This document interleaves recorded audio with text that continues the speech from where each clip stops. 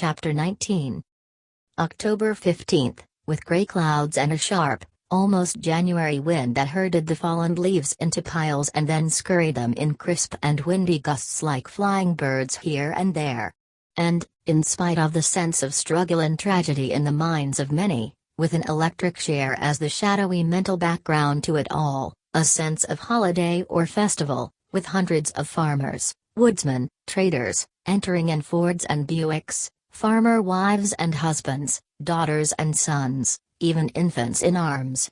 And then idling about the public square long before the time for court to convene, or, as the hour neared, congregating before the county jail in the hope of obtaining a glimpse of Clyde, or before the courthouse door nearest the jail, which was to be the one entrance to the courtroom for the public and Clyde, and from which position they could see and assure entrance into the courtroom itself when the time came.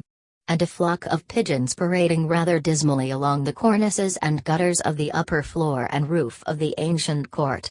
And with Mason and his staff, Burton Burla, Earl Newcomb, Zillah Saunders, and a young Bridgeburg Law graduate by the name of Manigault, helping to arrange the order of evidence as well as direct or instruct the various witnesses and venire men who were already collecting in the antechamber of the now almost nationally known attorney for the people.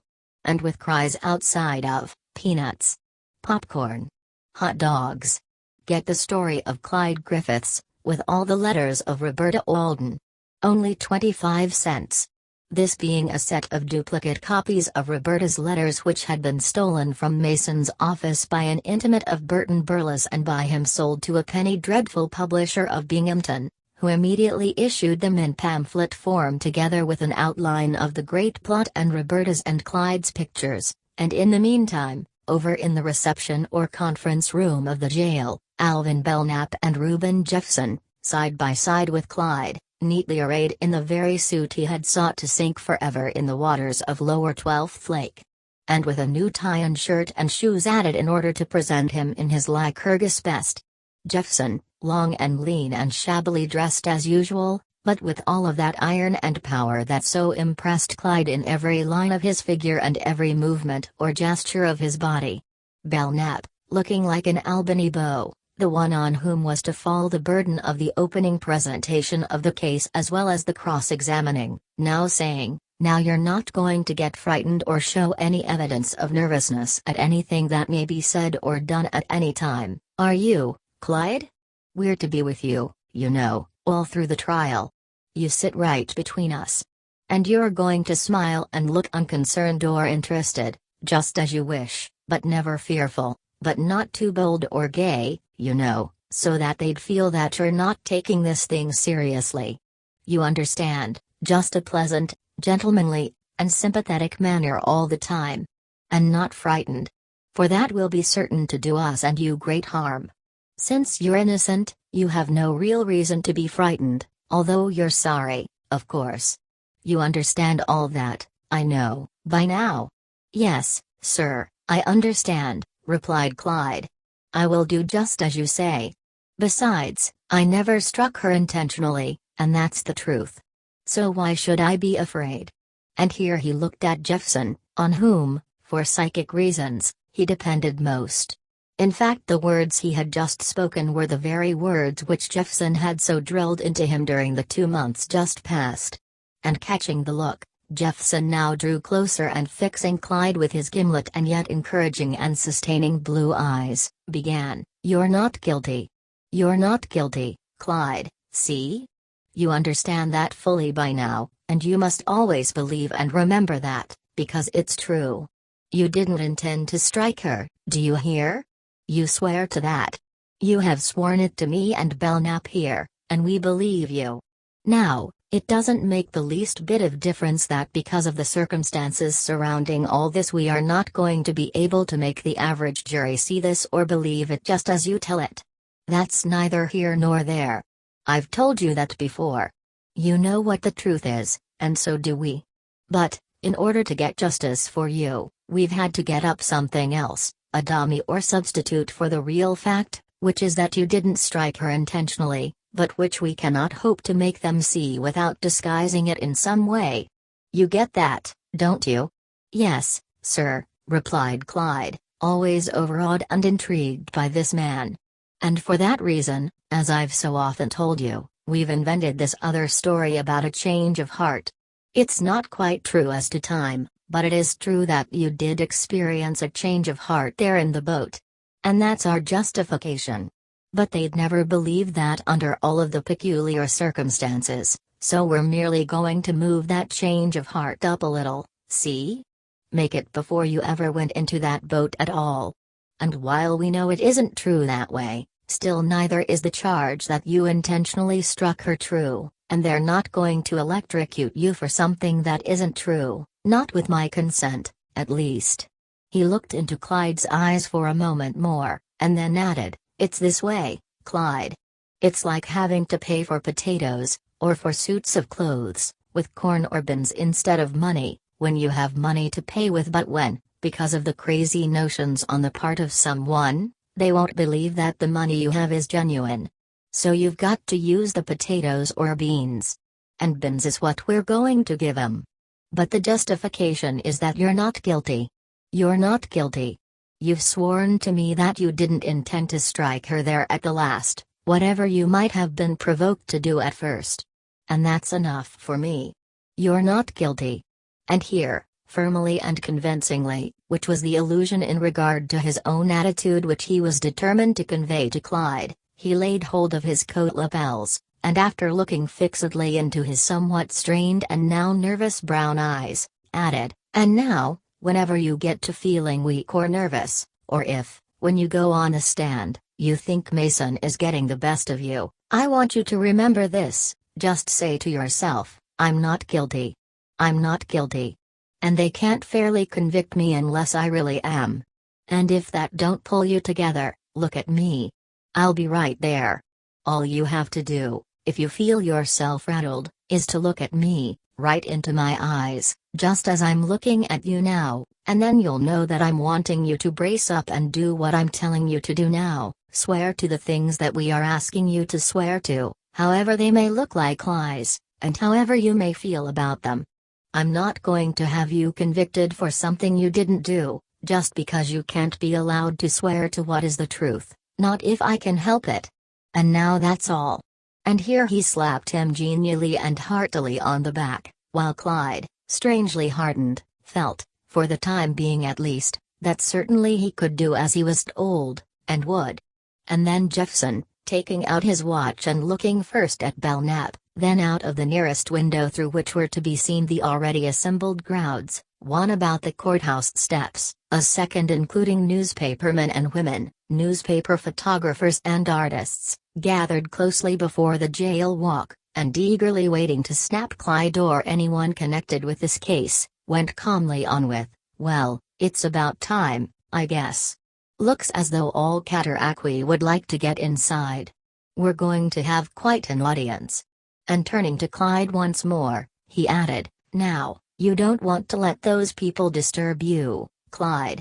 They're nothing but a lot of country people come to town to see a show. And then the two of them, Belknap and Jeffson, going out. And Kraut and Cecil coming in to take personal charge of Clyde, while the two lawyers, passing them in whispers, crossed over to the court building in the square of brown grass beyond. And after them, and in less than 5 minutes, and preceded by Slack and Cecil and followed by Kraut and Swunk, yet protected on either side by 2 extra deputies in case there should be an outbreak or demonstration of any kind, Clyde himself, attempting to look as jaunty and nonchalant as possible, yet because of the many rough and strange faces about him, men in heavy raccoon coats and caps, and with thick whiskers, or in worn and faded and nondescript clothes such as characterized many of the farmers of this region, accompanied by their wives and children, and all staring so strangely and curiously, he felt not a little nervous, as though at any moment there might be a revolver shot, or someone might leap at him with a knife, the deputies with their hands on their guns lending not a little to the reality of his mood. Yet only cries of, "Here he comes! Here he comes! There he is!" Would you believe that he could do a thing like that? And then the cameras clicking and whirring and his 2 protectors shouldering closer and closer to him while he shrank down within himself mentally. and then a flight of 5 brownstone steps leading up to an old courthouse door. And beyond that, an inner flight of steps to a large, long, brown, high-ceilinged chamber, in which, to the right and left, and in the rear facing east, were tall, thin, round-topped windows, fitted with thin panes, admitting a flood of light. And at the west end, a raised platform, with a highly ornamental, dark brown carved bench upon it. And behind it, a portrait, and on either side, north and south, and at the rear, benches and benches in rows, each tier higher than the other, and all crowded with people, the space behind them packed with standing bodies, and all apparently, as he entered, leaning and craning and examining him with sharp keen eyes, while there went about a conversational buzz or brrh. He could hear a general SSSSS, PPPP, as he approached and passed through a gate to an open space beyond it, wherein, as he could see, were Belknap and Jephson at a table, and between them a vacant chair for him. And he could see and feel the eyes and faces on which he was not quite willing to look. But directly before him, at another table in the same square, but more directly below the raised platform at the west end, as he could see now, were Mason and several men whom he seemed to recollect, Earl Newcomb and Burton Burla and yet another man whom he had never seen before, all four turning and gazing at him as he came. And about this inner group, an outer circle of men and women writers and sketch artists. And then, after a time, recalling Belknap's advice, he managed to straighten up and with an air of studied ease and courage, which was belied to a certain extent by his strained, pale face and somewhat hazy stare, look at the writers and artists who were either studying or sketching him, and even to whisper, "Quite a full house, eh?" But just then, and before he could say anything more, a resounding whack, whack, from somewhere. And then a voice, "Order in the court. His Honor, the court. Everybody please rise." And as suddenly the whispering and stirring audience growing completely silent.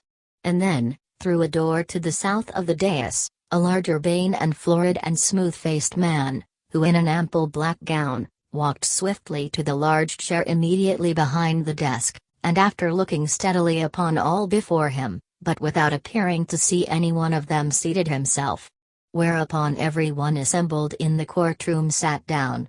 And then to the left, yet below the judge, at a smaller desk, a smaller and older individual standing and calling, "Oyez! Oyez!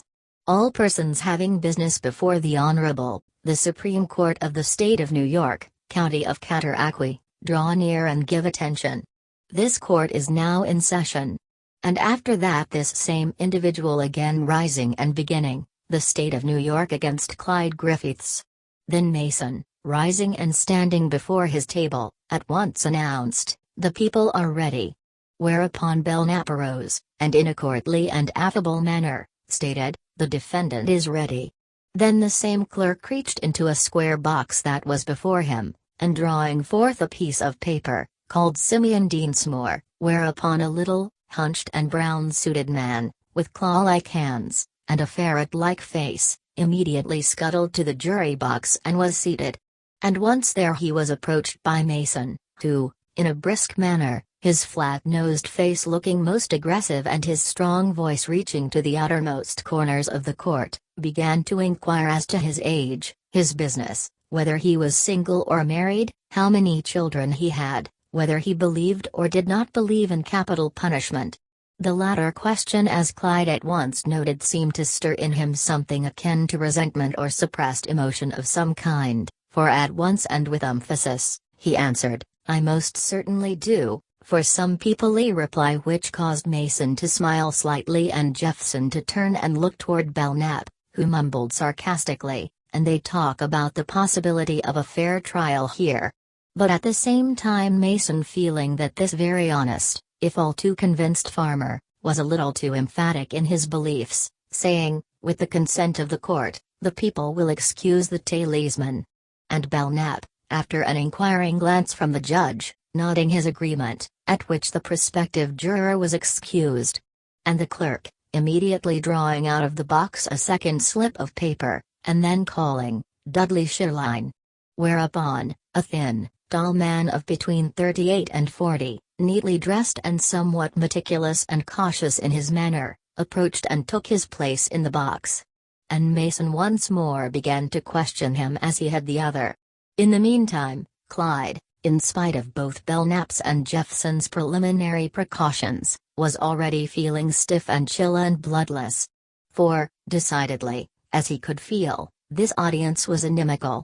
And amid this closely pressing throng, as he now thought, with an additional chill, there must be the father and mother, perhaps also the sisters and brothers, of Roberta, and all looking at him, and hoping with all their hearts, as the newspapers during the weeks past informed him, that he would be made to suffer for this. And again, all those people of Lycurgus and Twelfth Lake, no one of whom had troubled to communicate with him in any way, assuming him to be absolutely guilty, of course, were any of those here? Jill or Gertrude or Tracy Trumbull, for instance? Or Winnet Fent or her brother? She had been at that camp at Bear Lake the day he was arrested. His mind ran over all the social personages whom he had encountered during the last year and who would now see him as he was, poor and commonplace and deserted, and on trial for such a crime as this. And after all his bluffing about his rich connections here and in the West. For now, of course, they would believe him as terrible as his original plot, without knowing or caring about his side of the story, his moods and fears, that predicament that he was in with Roberta, his love for Sandra and all that she had meant to him. They wouldn't understand that, and he was not going to be allowed to tell anything in regard to it, even if he were so minded. And yet, because of the advice of Belknap and Jeffson, he must sit up and smile, or at least look pleasant and meet the gaze of everyone boldly and directly. And in consequence, turning, and for the moment feeling absolutely transfixed.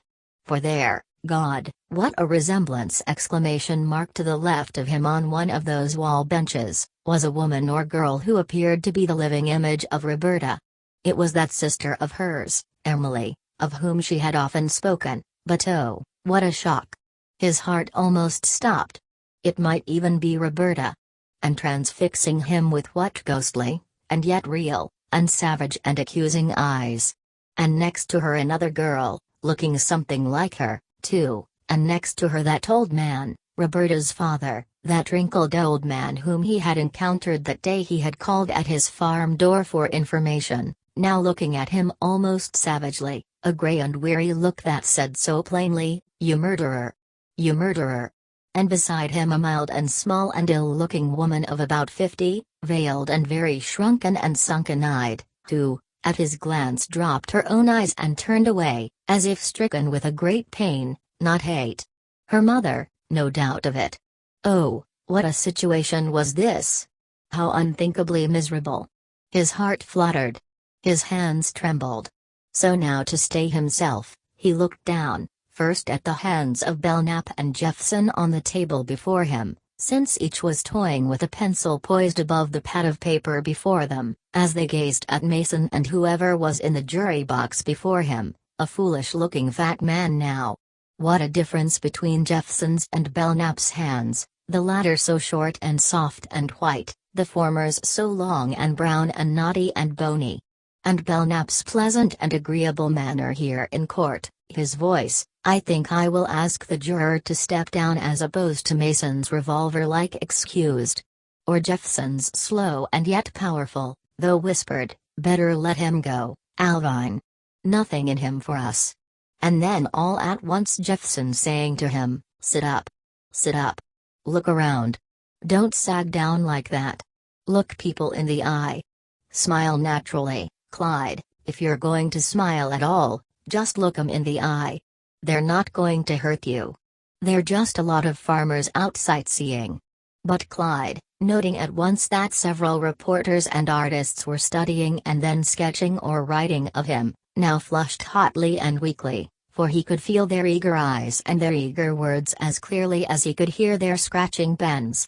And all for the papers, his blanching face and trembling hands, they would have that down, and his mother in Denver and everybody else there in Lycurgus would see and read, how he had looked at the Oldens and they had looked at him and then he had looked away again. Still, he must get himself better in hand, Sit up once more and look about, or Jefferson would be disgusted with him. And so once more he did his best to crush down his fear, to raise his eyes and then turn slightly and look about. But in doing so, there next to the wall, and to one side of that tall window, and just as he had feared, was Tracy Trumbull, who evidently because of the law interest or his curiosity and what not, no pity or sympathy for him, surely, had come up for this day anyhow, and was looking, not at him for the moment, thank goodness, but at Mason, who was asking the fat man some questions. And next to him Eddie Sells, with nearsighted eyes equipped with thick lenses of great distance power, and looking in Clyde's direction, yet without seeing him apparently, for he gave no sign. Oh, how trying all this!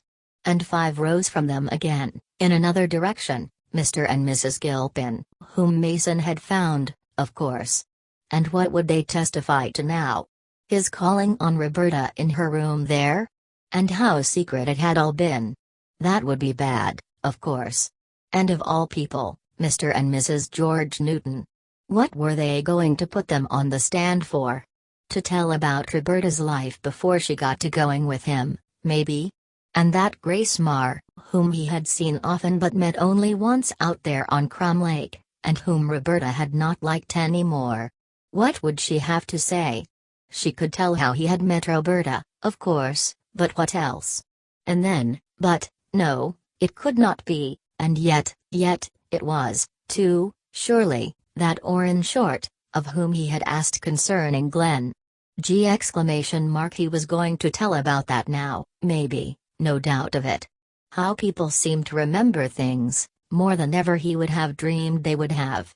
And again, this side of that third window from the front, but beyond that dreaded group of the Aldens, that very large and whiskered man who looked something like an old-time Quaker turned bandit, Height was his name. He had met him at 3 Mile Bay, and again on that day on which he had been taken up to Big Bittern against his will. Oh, yes, the coroner he was. And beside him, that innkeeper up there who had made him sign the register that day, and next to him the boathouse keeper who had rented him the boat. And next to him, that tall, lank guide who had driven him and Roberta over from Gun Lodge, a brown and wiry and loutish man who seemed to pierce him now with small, deep-set, animal-like eyes, and who most certainly was going to testify to all the details of that ride from Gun Lodge. Would his nervousness on that day, and his foolish qualms, be as clearly remembered by him as they were now by himself? And if so, how would that affect his plea of a change of heart? Would he not better talk all that over again with Jeffson? But this man Mason. How hard he was. How energetic. And how he must have worked to get all of these people here to testify against him. And now here he was, exclaiming as he chanced to look at him, and as he had in at least the last dozen cases, yet with no perceptible result in so far as the jury box was concerned, acceptable to the people. But, invariably, whenever he had done so, Jeffson had merely turned slightly, but without looking, and had said, "Nothing in him for us, Alvine." As set as a bone. And then Belknap, courteous and bland, had challenged for cause and usually succeeded in having his challenge sustained. But then at last, and oh, how agreeably, the clerk of the court announcing in a clear, thin, rasping and aged voice, a recess until 2 p.m. and Jeffson smilingly turning to Clyde with, "Well, Clyde, that's the first round, not so very much to it, do you think? And not very hard either, is it? Better go over there and get a good meal, though. It'll be just as long and dull this afternoon. And in the meantime, Kraut and Cecil, together with the extra deputies, pushing close and surrounding him. And then the crowding and swarming and exclaiming, 'There he is! There he is! Here he comes! Here! Here!' And a large and meaty female pushing as close as possible and staring directly into his face, exclaiming as she did so, 'Let me see him! I just want to get a good look at you, young man. I have 2 daughters of my own.'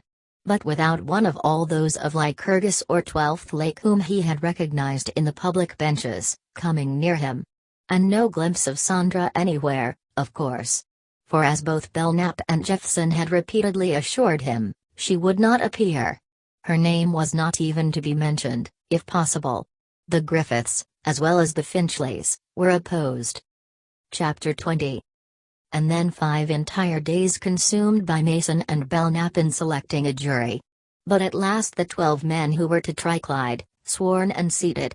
And such men, odd and grizzled, or tanned and wrinkled, farmers and country storekeepers, with here and there a Ford agent, a keeper of an inn at Tom Dixon's Lake, a salesman in Hamburger's dry goods store at Bridgeburg, and a peripatetic insurance agent residing in Purday just north of Grass Lake.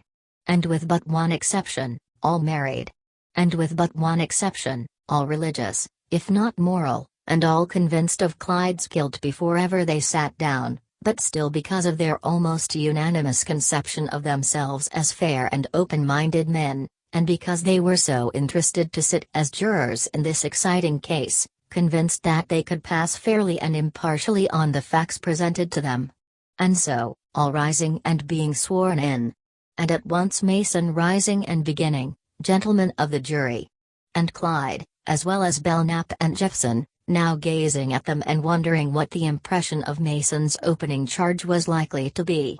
For a more dynamic and electric prosecutor under these particular circumstances was not to be found. This was his opportunity.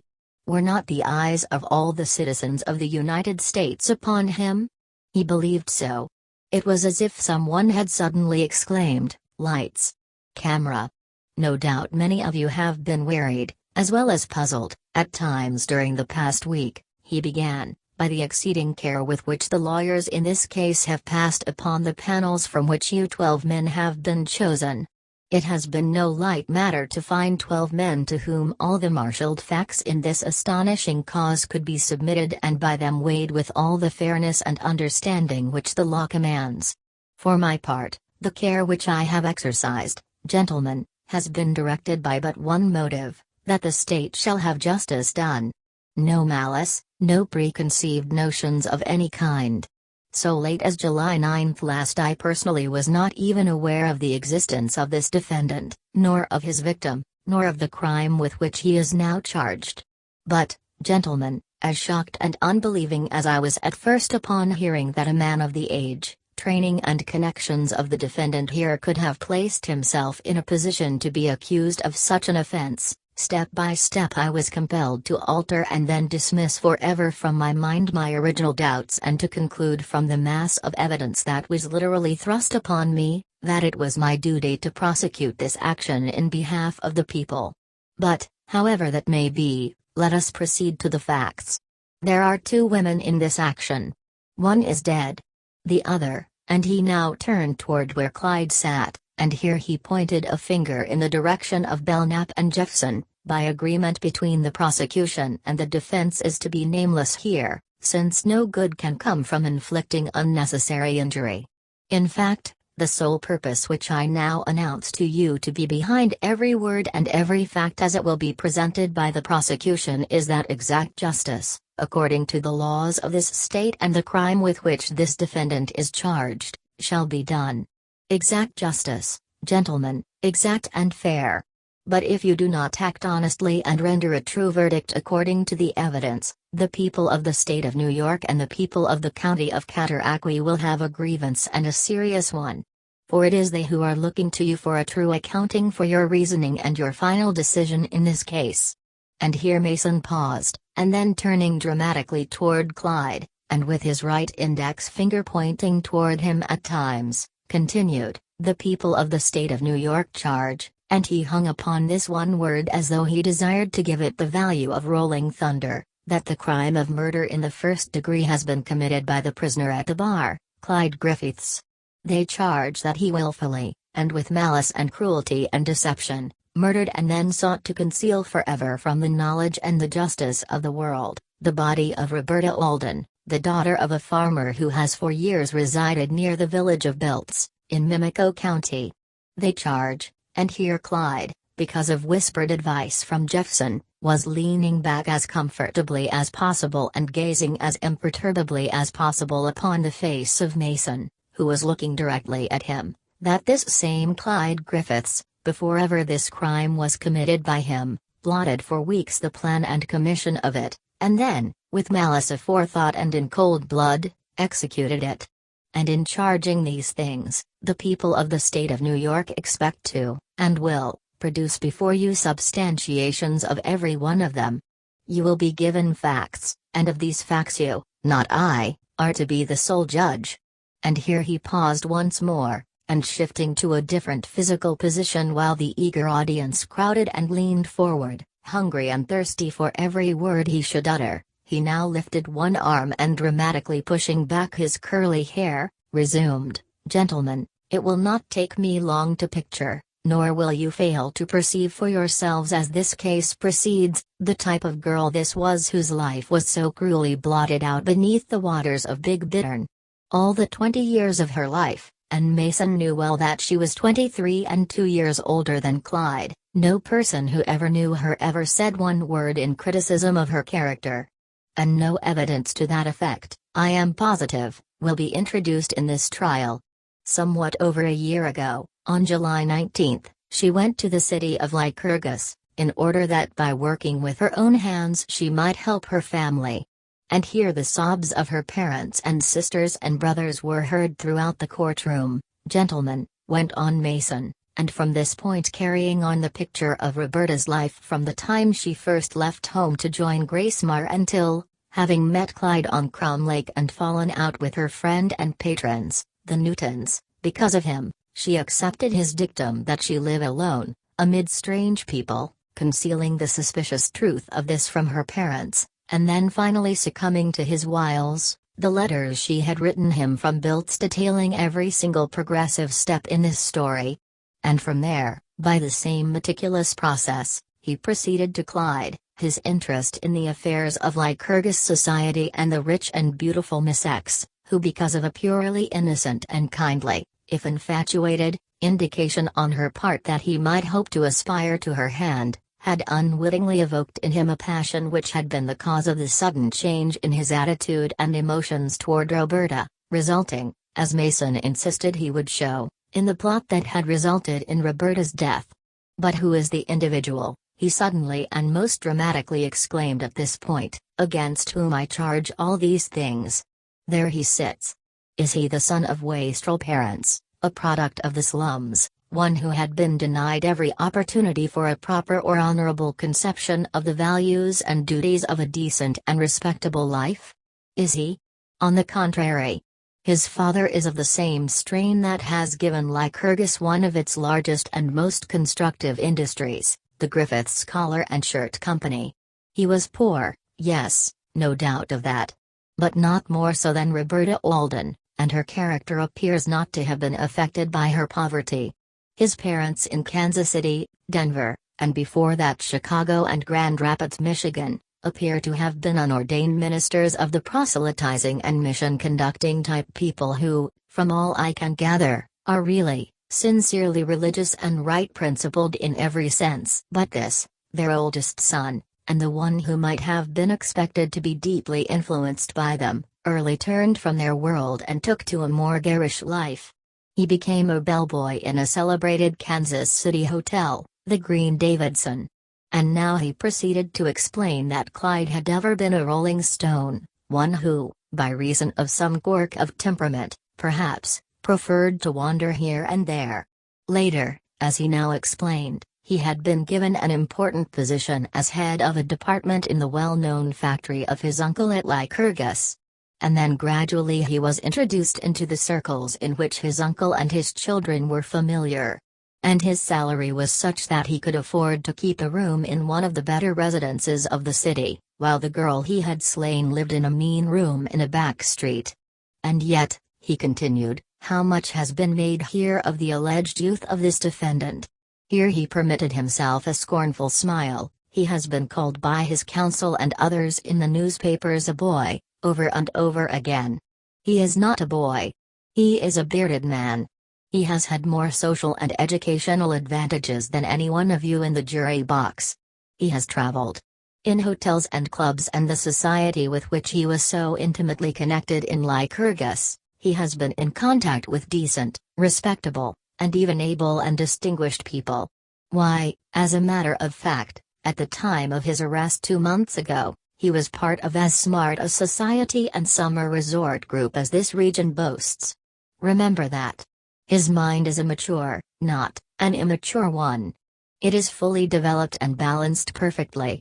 Gentlemen, as the state will soon proceed to prove, he went on, it was no more than 4 months after his arrival in Lycurgus that this dead girl came to work for the defendant in the department of which he was the head. And it was not more than 2 months after that before he had induced her to move from the respectable and religious home which she had chosen in Lycurgus, to one concerning which she knew nothing, and the principal advantage of which, as he saw it, was that it offered secrecy and seclusion and freedom from observation for that vile purpose which already he entertained in regard to her. There was a rule of the Griffiths Company, as we will later show in this trial, which explains much, and that was that no superior officer or head of any department was permitted to have anything to do with any girls working under him, or for the factory, in or out of the factory. It was not conducive to either the morals or the honor of those working for this great company, and they would not allow it. And shortly after coming there, this man had been instructed as to that rule. But did that deter him? Did the so recent and favorable consideration of his uncle in any way deter him? Not in the least. Secrecy. Secrecy. From the very beginning. Seduction. Seduction. The secret and intended and immoral and illegal and socially unwarranted and condemned use of her body outside the regenerative and ennobling pale of matrimony. That was his purpose, gentlemen. But was it generally known by anyone in Lycurgus or elsewhere that such a relationship as this existed between him and Roberta Alden? Not a soul. Not a soul, as far as I have been able to ascertain, was ever so much as partially aware of this relationship until after this girl was dead. Not a soul. Think of that. Gentlemen of the jury, and here his voice took on an almost reverential tone, Roberta Alden loved this defendant with all the strength of her soul. She loved him with that love which is the crowning mystery of the human brain and the human heart, that transcends in its strength and its weakness all fear of shame or punishment from even the immortal throne above. She was a true and human and decent and kindly girl, a passionate and loving girl. And she loved as only a generous and trusting and self-sacrificing soul can love. And loving so, in the end she gave to him all that any woman can give the man she loves. Friends, this thing has happened millions of times in this world of ours, and it will happen millions and millions of times in the days to come. It is not new and it will never be old. But in January or February last, this girl, who is now dead in her grave, was compelled to come to this defendant, Clyde Griffiths, and tell him that she was about to become a mother. We shall prove to you that then and later she begged him to go away with her and make her his wife. But did he? Would he? Oh, no. For by that time a change had come over the dreams and the affections of Clyde Griffiths. He had had time to discover that the name of Griffiths in Lycurgus was one that would open the doors of Lycurgus exclusive circles, that the man who was no one in Kansas City or Chicago, was very much of a person here, and that it would bring him in contact with girls of education and means, girls who moved far from the sphere to which Roberta Alden belonged. Not only that, but he had found one girl to whom, because of her beauty, wealth, position, he had become enormously attached, and beside her the little farm and factory girl in the pathetically shabby and secret room to which he had assigned her, looked poor indeed, good enough to betray but not good enough to marry. And he would not. Here he paused, but only for a moment, then went on, but at no point have I been able to find the least modification or cessation of any of these social activities on his part which so entranced him. On the contrary, from January to July 5th last, and after, yes, even after she was finally compelled to say to him that unless he could take her away and marry her, she would have to appeal to the sense of justice in the community in which they moved, and after she was cold and dead under the waters of Big Bittern, dances, lawn fetes, automobile parties, dinners, gay trips to 12th Lake and Bear Lake, and without a thought, seemingly, that her great moral and social need should modify his conduct in any way. And here he paused and gazed in the direction of Belknap and Jephson, who in turn, were not sufficiently disturbed or concerned to do more than smile, first at him and then at each other, although Clyde, terrorized by the force and the vehemence of it all, was chiefly concerned to note how much of exaggeration and unfairness was in all this. But even as he was thinking so, Mason was continuing with, "But by this time, gentlemen, as I have indicated, Roberta Alden had become insistent that Griffiths make her his wife. And this he promised to do. Yet, as all the evidence here will show, he never intended to do anything of the kind. On the contrary, when her condition became such that he could no longer endure her pleas or the danger which her presence in Lycurgus unquestionably spelled for him, he induced her to go home to her father's house, with the suggestion, apparently, that she prepare herself by making some necessary clothes, against the day when he would come for her and remove her to some distant city where they would not be known, yet where as his wife she could honorably bring their child into the world. And according to her letters to him, as I will show, that was to have been in 3 weeks from the time she departed for her home in Biltz. But did he come for her as he had promised? No, he never did. Eventually, and solely because there was no other way out, he permitted her to come to him, on July 6 last, exactly 2 days before her death. But not before, but wait, in the meantime, or from June 5 to June 6, he allowed her to brood in that little, lonely farmhouse on the outskirts of Biltz in Mimico County, with the neighbors coming in to watch and help her make some clothes, which even then she did not dare announce as her bridal trousseau. And she suspected and feared that this defendant would fail her.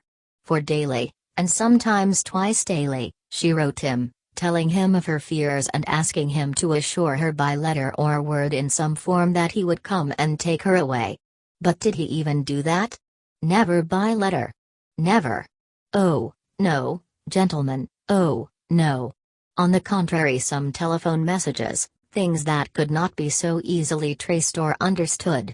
And these so few and brief that she herself complained bitterly of his lack of interest and consideration for her at this time.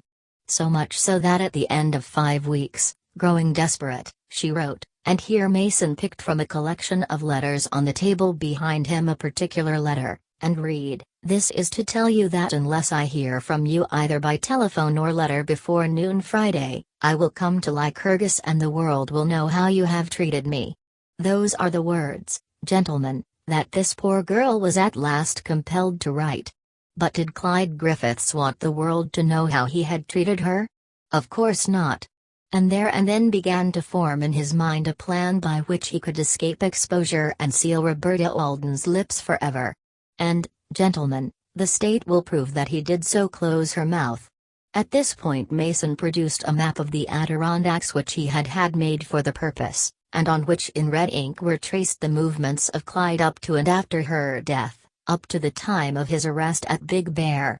Also, in doing this, he paused to tell the jury of Clyde's well-conceived plan of hiding his identity, the various false registrations, the 2 hats. Here also he explained that on the train between Fonda and Utica, as again between Utica and Grass Lake, he had not ridden in the same car with Roberta.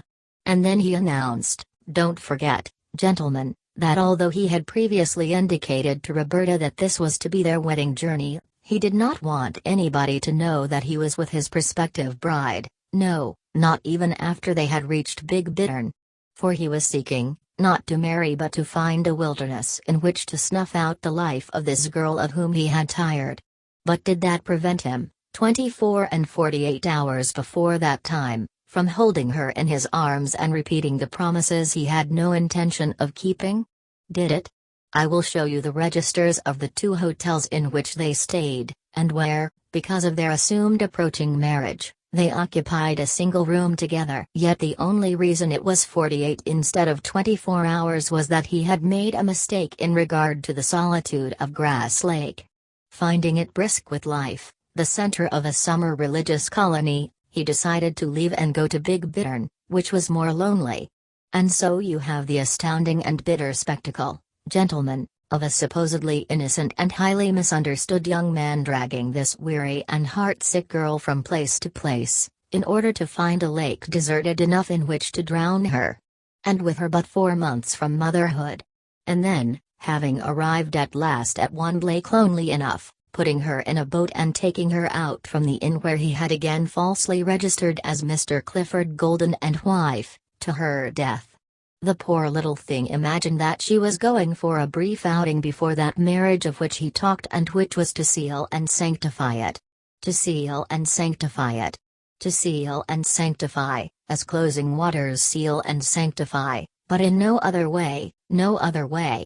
And with him walking, whole and sly, as a wolf from its kill, to freedom, to marriage, to social and material and affectionate bliss and superiority and ease, while she slept still and nameless in her watery grave. But, oh, gentlemen, the ways of nature, or of God, and the providence that shapes our ends, rough hew them how we may. It is man who proposes, but God, who disposes. The defendant is still wondering, I am sure, as to how I know that she thought she was still going to be married after leaving the inn at Big Bittern. And I have no doubt that he still has some comforting thoughts to the effect that I cannot really and truly know it. But how shrewd and deep must be that mind that would foresee and forestall all the accidents and chances of life. For, as he sits there now, secure in the faith that his counsel may be able to extract him safely from this, and at this Clyde sat bolt upright, his hair tingling, and his hands concealed beneath the table, trembling slightly. He does not know that that girl, while in her room in the Grasslake Inn, had written her mother a letter, which she had not had time to mail, and which was in the pocket of her coat left behind because of the heat of the day, and because she imagined she was coming back, of course. And which is here now upon this table. At this Clyde's teeth fairly chattered. He shook as with a chill. To be sure, she had left her coat behind. And Belknap and Jephson also sat up, wondering what this could be. How fatally, if at all, could it mar or make impossible the plan of defense which they had evolved? They could only wait and see.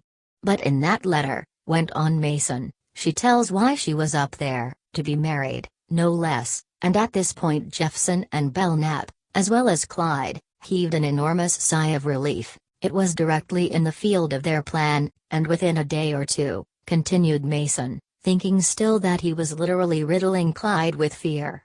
But Griffiths, or Graham, of Albany, or Syracuse, or anywhere, knew better. He knew he was not coming back. And he took all of his belongings with him in that boat. And all afternoon long, from noon until evening, he searched for a spot on that lonely lake, a spot not easily observed from any point of the shore, as we will show. And as evening fell, he found it. And walking south through the woods afterwards, with a new straw hat upon his head, a clean, dry bag in his hand, he imagined himself to be secure. Clifford Golden was no more, Carl Graham was no more, drowned, at the bottom of Big Bittern, along with Roberta Walden. But Clyde Griffiths was alive and free, and on his way to 12th Lake, to the society he so loved. Gentlemen, Clyde Griffiths killed Roberta Walden before he put her in that lake. He beat her on the head and face, and he believed no eye saw him.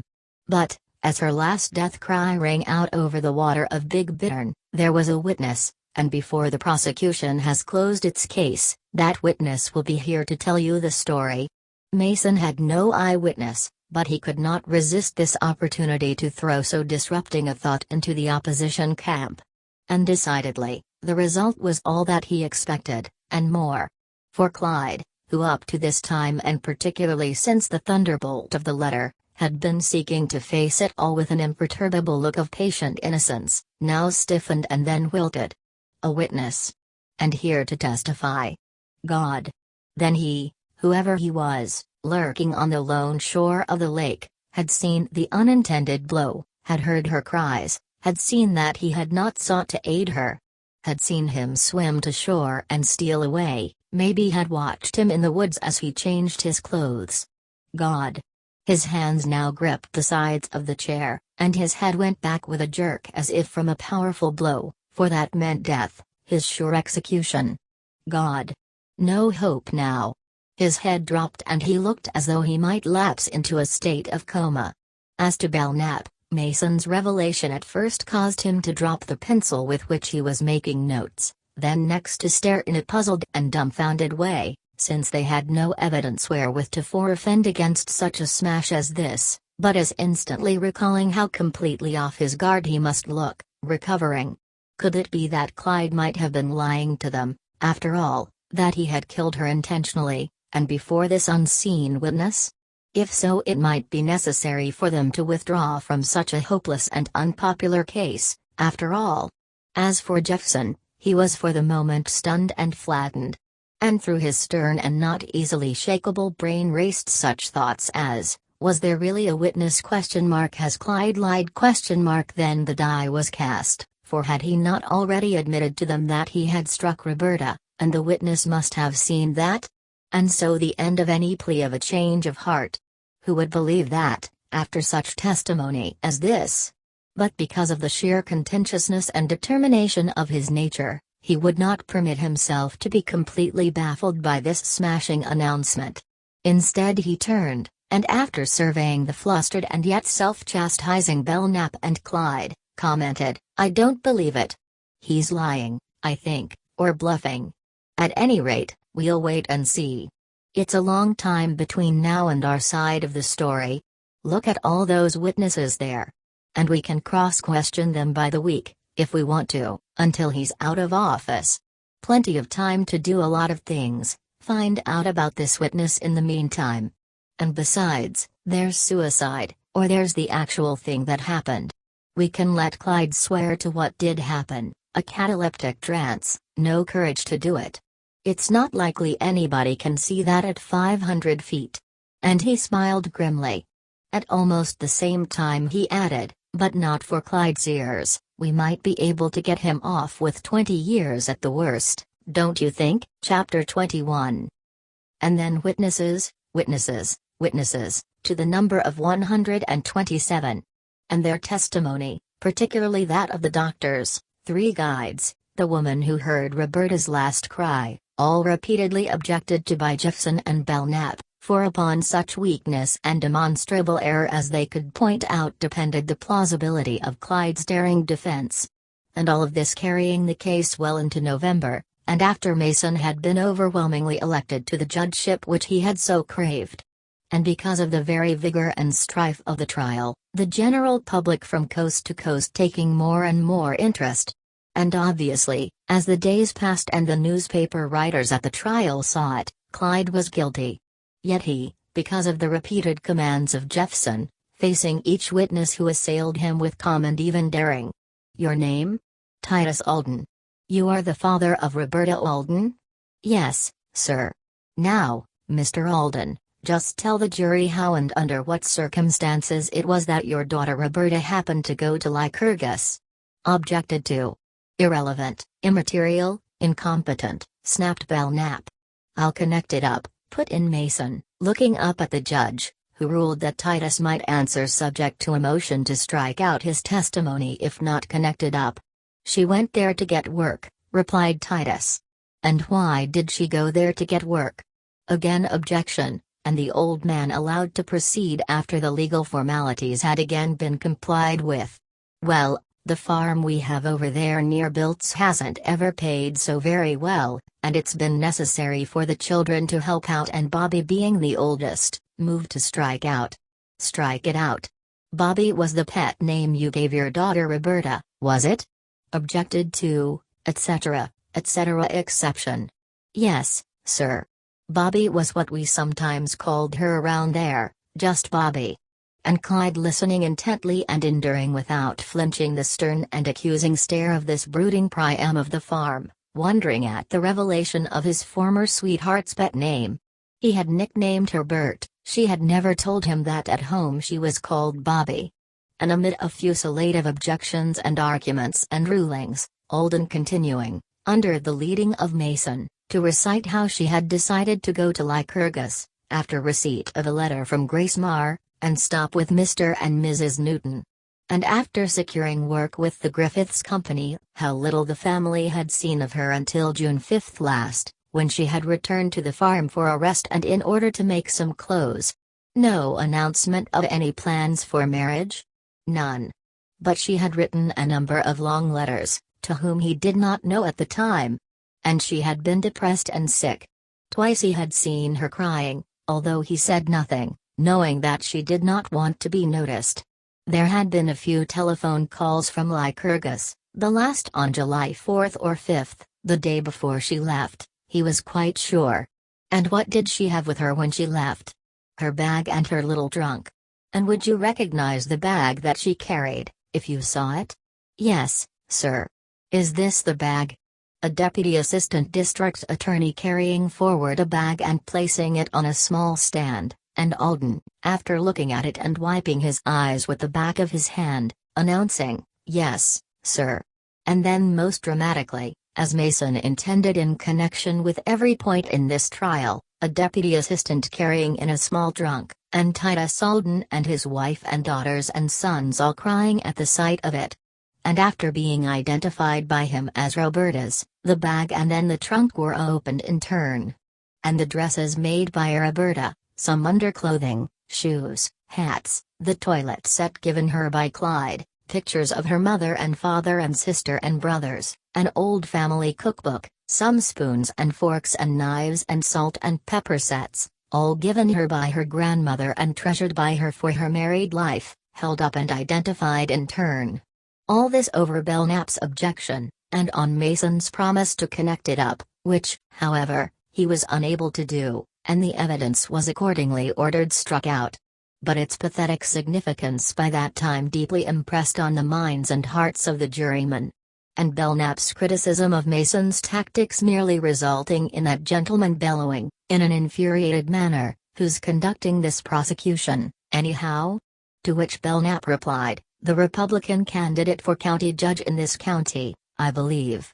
Thus evoking a wave of laughter which caused Mason to fairly shout, "Your Honor, I protest. This is an unethical and illegal attempt to inject into this case a political issue which has nothing to do with it. It is slyly and maliciously intended to convey to this jury that because I am the Republican nominee for judge of the county, it is impossible for me to properly and fairly conduct the prosecution of this case.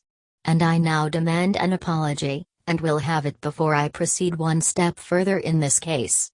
Whereupon Justice Oberwalzer, feeling that a very serious breach of court etiquette had occurred, proceeded to summon Belknap and Mason before him, and after listening to placid and polite interpretations of what was meant, and what was not meant, finally ordered, on pain of contempt, that neither of them again refer to the political situation in any way. Nevertheless, Belknap and Jeffson, congratulating themselves that in this fashion their mood in regard to Mason's candidacy and his use of this case to further it had effectively gotten before the jury and the court. But more and more witnesses. Grace Marr now taking the stand, and in a glib and voluble outpouring describing how and where she had first met Roberta, how pure and clean and religious a girl she was, but how after meeting Clyde on Crumb Lake a great change had come over her. She was more secretive and evasive and given to furnishing all sorts of false excuses for new and strange adventures, as, for instance, going out nights and staying late, and claiming to be places over Saturday and Sunday where she wasn't, until finally, because of criticism which she, Grace Marr, had ventured to make, she had suddenly left, without giving any address. But there was a man, and that man was Clyde Griffiths. For having followed Roberta to her room one evening in September or October of the year before, she had observed her and Clyde in the distance, near the Gilpin home. They were standing under some trees and he had his arm around her. And thereafter Belknap, at Jeffson's suggestion, taking her and by the slyest type of questioning, trying to discover whether, before coming to Lycurgus, Roberta was as religious and conventional as Miss Marr would have it. But Miss Marr, faded and irritable, insisting that up to the day of her meeting with Clyde on Crumb Lake, Roberta had been the soul of truth and purity, in so far as she knew. And next the Newtons swearing to much the same thing. And then the Gilpins, wife and husband and daughters, each swearing to what she or he alone saw or heard. Mrs. Gilpin as to the approximate day of Roberta's moving into her home with one small trunk and bag, the identical trunk and bag identified by Titus. And thereafter seeming to live very much alone until finally she, feeling sorry for her, had suggested one type of contact and another, but Roberta invariably refusing. But later, along in late November, although she had never had the heart to say anything about it to her because of her sweetness and general sobriety, she and her two daughters had become aware of the fact that occasionally, after 11 o'clock, it had seemed as though Roberta must be entertaining someone in her room, but just whom she could not say. And again at this point, on cross-examination, Belknap trying to extract any admissions or impressions which would tend to make it look as though Roberta was a little less reserved and puritanical than all the witnesses had thus far painted her, but failing. Mrs. Gilpin, as well as her husband, was plainly fond of her, and only under pressure from Mason and later Belknap testified to Clyde's late visits.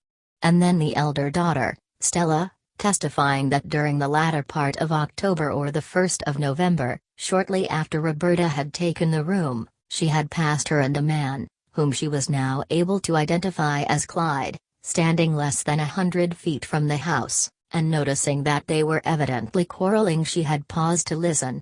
She was not able to distinguish every word of the conversation, but upon leading questions from Mason was able to recall that Roberta had protested that she could not let him come into her room, it would not look right. And he had finally turned upon his heel, leaving Roberta standing with outstretched arms as if imploring him to return. And throughout all this Clyde staring in amazement, for he had in those days, in fact throughout his entire contact with Roberta, imagined himself unobserved. And decidedly this confirmed much of what Mason had charged in his opening address, that he had willfully and with full knowledge of the nature of the offense, persuaded Roberta to do what plainly she had not wanted to do, a form of testimony that was likely to prejudice the judge as well as the jury and all these conventional people of this rural county.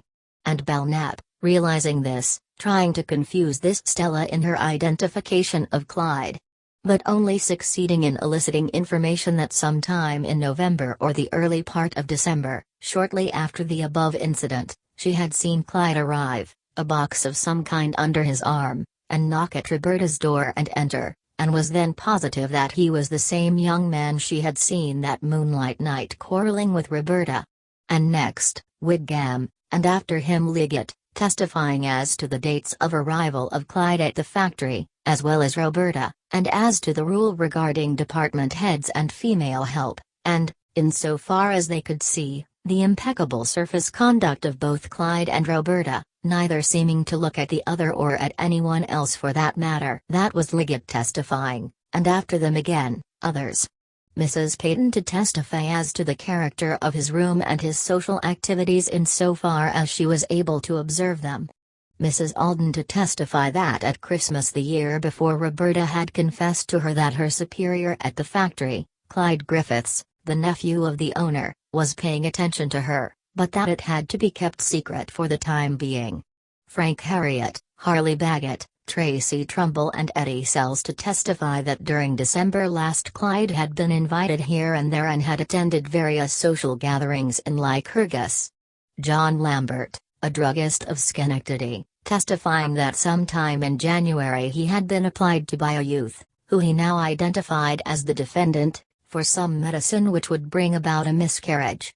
Or in short to testify that in late January Clyde had asked him if he knew of a doctor who could aid a young married woman, according to Clyde's story, the wife of an employee of Griffiths and Company, who was too poor to afford a child, and whose husband, according to Clyde, had asked him for this information. And next Dr. Glenn, testifying to Roberta's visit, having previously recalled her from pictures published in the papers, but adding that professionally he had been unwilling to do anything for her.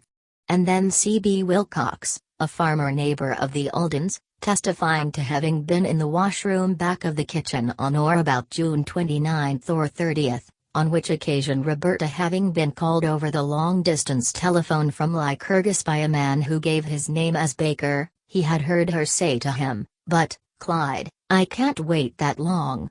You know I can't." And I won't." And her voice had sounded excited and distressed. Mr. Wilcox was positive as to the name Clyde. And Ethel Wilcox, a daughter of this same C.B. Short and fat and with a lisp, who swore that on 3 preceding occasions, having received long-distance requests for Roberta, she had proceeded to get her. And each time the call was from Lycurgus from a man named Baker. Also, on one occasion, she had heard her refer to the caller as Clyde. And once she had heard her say that under no circumstances would she wait that long, although what she meant by that she did not know. And next Roger Bean, a rural free delivery letter carrier, who testified that between June 7 or 8 to July 4 or 5, he had received no less than 15 letters from Roberta herself or the mailbox at the crossroads of the Alden farm, and that he was positive that most of the letters were addressed to Clyde Griffiths, care of General Delivery, Lycurgus. And next Amos Showalter, General Delivery Clerk at Lycurgus, who swore that to the best of his recollection, from or between June 7 or 8 and July 4 or 5, Clyde, whom he knew by name, had inquired for and received not less than 15 or 16 letters. And after him, R. T. Bigeon, an oil station manager of Lycurgus, who swore that on the morning of July 6, at about 8 o'clock, having gone to Fielding Avenue, which was on the extreme west of the city, leading on the northern end to a stop on the Lycurgus and Fonda electric line, he had seen Clyde, dressed in a gray suit and wearing a straw hat and carrying a brown suitcase, to one side of which was strapped a yellow camera tripod and something else, an umbrella it might have been. And knowing in which direction Clyde lived, he had wondered at his walking, when at Central Avenue, not so far from his home, he could have boarded the Fonda Lycurgus car. And Belknap in his cross-examination inquiring of this witness how, being 175 feet distant, he could swear that it was a tripod that he saw, and Bigeon's insisting that it was bright yellow and wooden, had brass clops and 3 legs. And then after him, John W. Troscher, station master at Fonda, who testified that on the morning of June 6 last, he recalled it clearly because of certain other things which he listed. He had sold Roberta Alden a ticket to Utica. He recalled Miss Alden because of having noted her several times during the preceding winter. She looked quite tired, almost sick, and carried a brown bag, something like the brown bag there and then exhibited to him. Also he recalled the defendant, who also carried a bag. He did not see him notice or talk to the girl. And next Quincy B. Dale, conductor of the particular train that ran from Fonda to Utica. He had noticed, and now recalled, Clyde in one car toward the rear. He also noticed, and from photographs later published, had recalled Roberta. She gave him a friendly smile and he had said that such a bag as she was carrying seemed rather heavy for her and that he would have one of the brakemen carry it out for her at Utica, for which she thanked him. He had seen her descend at Utica and disappear into the depot. He had not noticed Clyde there. And then the identification of Roberta's trunk as having been left in the baggage room at the station at Utica for a number of days. And after that the guest page of the Renfrew House, of Utica, for July 6 last, identified by Jerry K. Kernoshan, general manager of said hotel, which showed an entry, Clifford Golden and wife. And the same then and there compared by handwriting experts with 2 other registration pages from the Grass Lake and Big Bittern Inns and sworn to as being identically the same handwriting. And these compared with the card in Roberta's suitcase, and all received in evidence and carefully examined by each juror in turn and by Belknap and Jeffson, who, however, had seen all but the card before. And once more a protest on the part of Belknap as to the unwarranted and illegal and shameful withholding of evidence on the part of the district attorney. And a long and bitter wrangle as to that, serving, in fact, to bring to a close the 10th day of the trial. Chapter 22. And then, on the 11th day, Frank W. Schaefer, clerk of the Renfrew House in Utica, recalling the actual arrival of Clyde and Roberta and their actions, also Clyde's registration for both as Mr. and Mrs. Clifford Golden, of Syracuse.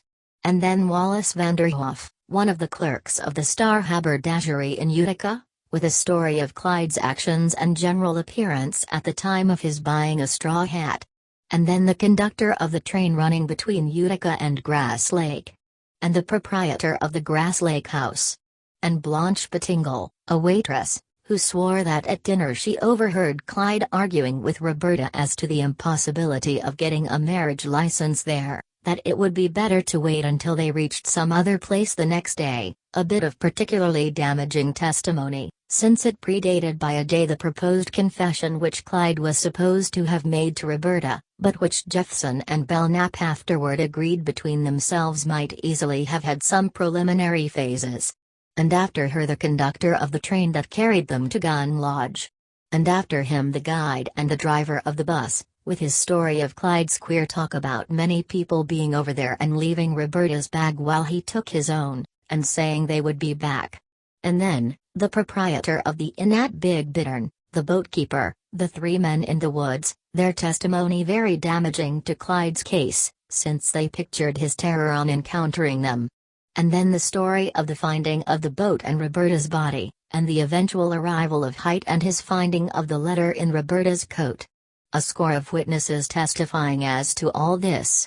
And next the boat captain, the farm girl, the Cranston chauffeur, the arrival of Clyde at the Cranstons, and at last, every step accounted for and sworn to, his arrival at Bear Lake, the pursuit and his capture, to say nothing of the various phases of his arrest, what he said, this being most damaging indeed, since it painted Clyde as false, evasive, and terrified. But unquestionably, the severest and most damaging testimony related to the camera and the tripod, the circumstances surrounding the finding of them, and on the weight of this Mason was counting for a conviction. His one aim first was to convict Clyde of lying as to his possession of either a tripod or a camera. And in order to do that he first introduced Earl Newcomb, who swore that on a certain day, when he, Mason and Height and all the others connected with the case were taking Clyde over the area in which the crime had been committed, he and a certain native, one Bill Swartz, who was afterwards put on the stand, while poking about under some fallen logs and bushes, had come across the tripod, hidden under a log. Also, under the leadership of Mason, although over the objections of both Belknap and Jefferson, which were invariably overruled, he proceeded to add that Clyde, on being asked whether he had a camera or this tripod, had denied any knowledge of it, on hearing which Belknap and Jefferson actually shouted their disapproval. Immediately following, though eventually ordered stricken from the records by Justice Oberwalzer, there was introduced a paper signed by Height, Burla, Slack, Kraut, Swunk, Sissel, Bill Swartz, Rufus Forster, County Surveyor, and Newcomb, which set forth that Clyde, on being shown the tripod and asked whether he had one, vehemently and repeatedly denied that he had. But in order to drive the import of this home, Mason immediately adding, "Very well, Your Honor, but I have other witnesses who will swear to everything that is in that paper and more," and at once calling Joseph Fraser. Joseph Fraser. And then placing on the stand a dealer in sporting goods, cameras, etc., who proceeded to swear that sometime between May 15 and June 1, the defendant, Clyde Griffiths, whom he knew by sight and name, had applied to him for a camera of a certain size, with tripod attached, and that the defendant had finally selected a Sank, 3.5 by 5.5, for which he had made arrangements to pay in installments. And after due examination and consulting certain stock numbers with which the camera and the tripod and his own book were marked, Mr. Fraser identifying first the camera now shown him, and immediately after that the yellow tripod as the one he had sold Clyde. And Clyde sitting up aghast. Then they had found the camera, as well as the tripod, after all. And after he had protested so that he had no camera with him. What would that jury and the judge and this audience think of his lying about that? Would they be likely to believe his story of a change of heart after this proof that he had lied about a meaningless camera? Better to have confessed in the first place. But even as he was so thinking, Mason calling Simeon Dodge, a young woodsman and driver, who testified that on Saturday, the 16th of July, accompanied by John Pole, who had lifted Roberta's body out of the water, he had, at the request of the district attorney, repeatedly dived into the exact spot where her body was found, and finally succeeded in bringing up a camera. And then the camera itself identified by Dodge. Immediately after this, all the testimony in regard to the hitherto as yet unmentioned films found in the camera at the time of its recovery, since developed, and now received in evidence, 4 views which showed a person looking more like Roberta than anyone else, together with 2, which clearly enough represented Clyde. Belknap was not able to refute or exclude them. Then Floyd Thurston, one of the guests at the Cranston Lodge at Sharon on June 18, the occasion of Clyde's first visit there, placed on the stand to testify that on that occasion Clyde had made a number of pictures with a camera about the size and description of the one shown him, but failing to identify it as the particular one, his testimony being stricken out. After him again, Edna Patterson, a chambermaid in the Grass Lake Inn, who, as she swore, on entering the room which Clyde and Roberta occupied on the night of July 7, had seen Clyde with a camera in his hand, which was of the size and color, as far as she could recall, of the one then and there before her. She had also at the same time seen a tripod.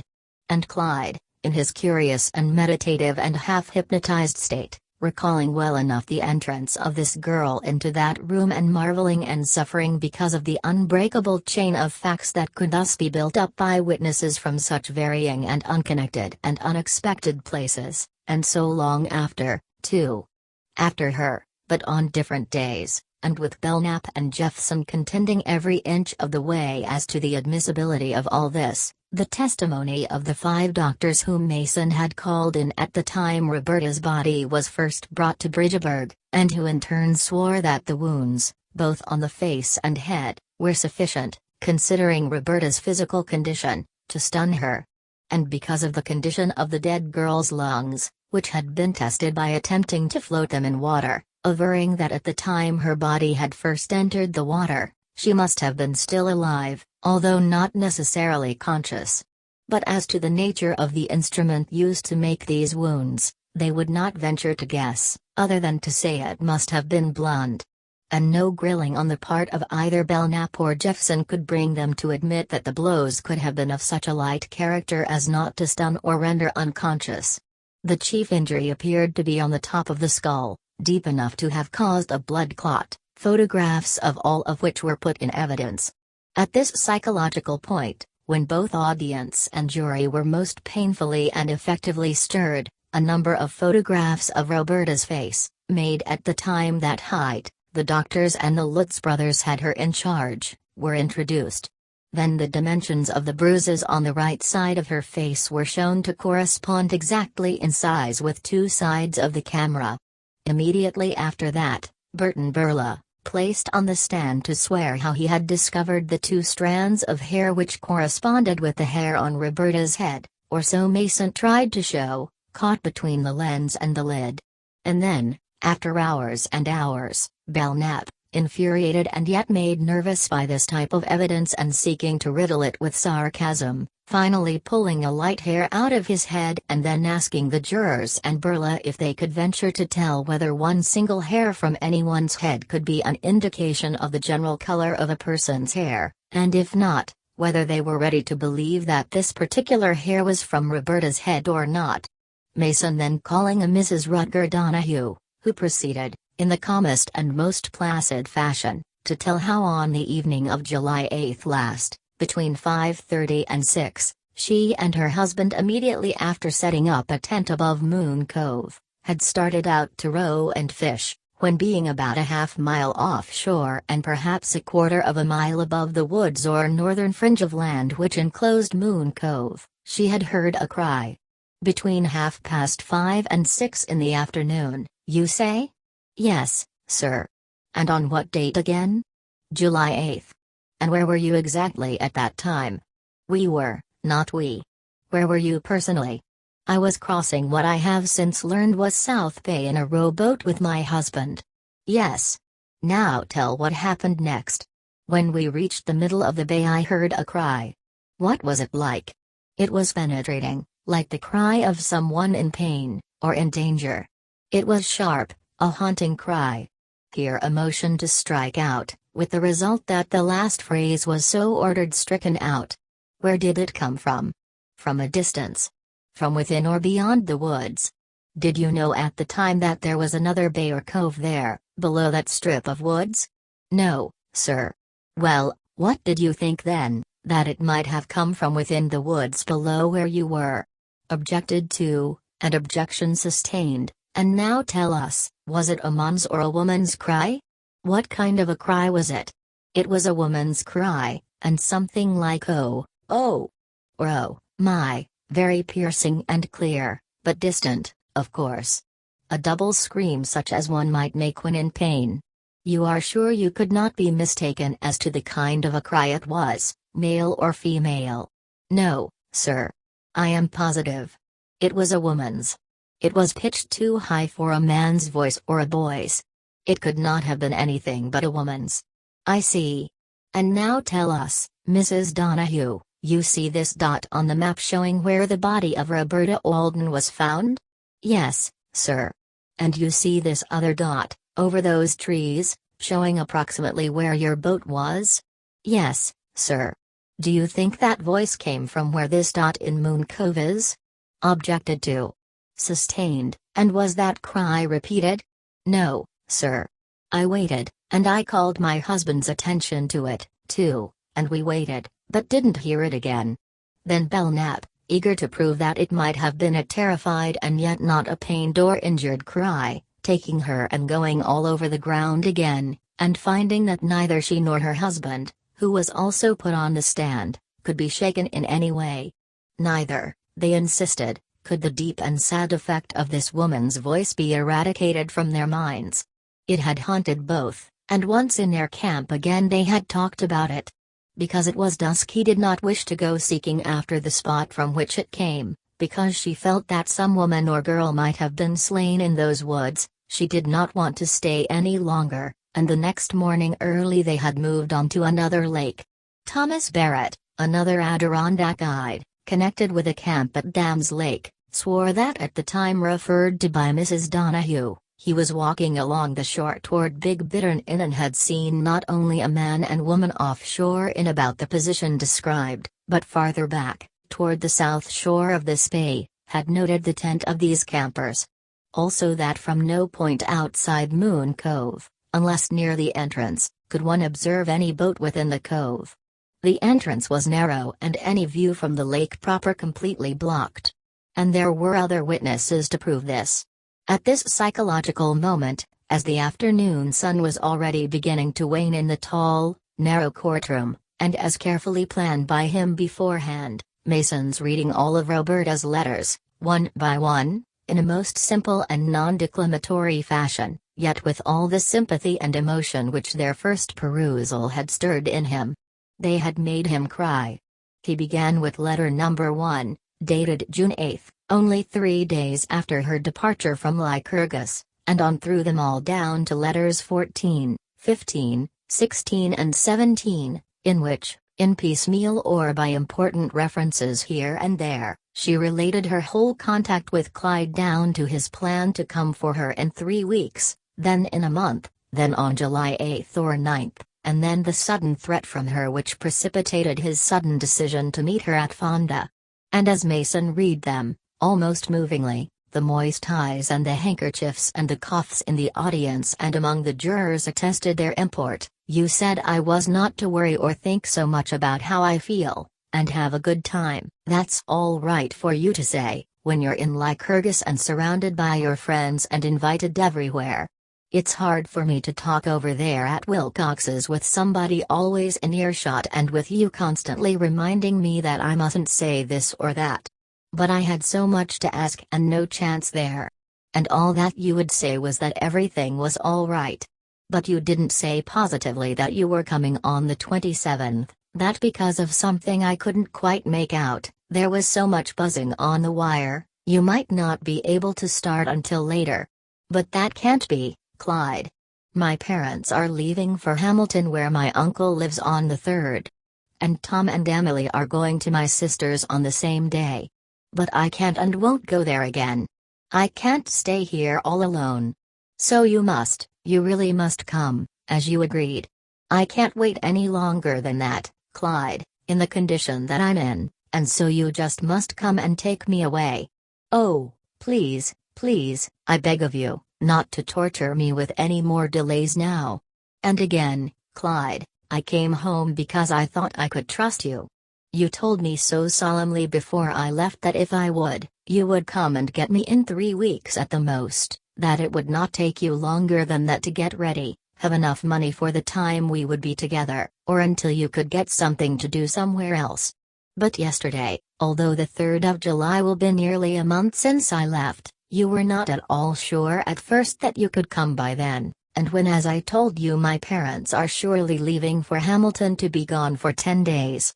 Of course, afterwards, you said you would come, but you said it as though you were just trying to quiet me. It has been troubling me awfully ever since. For I tell you, Clyde, I am sick, very.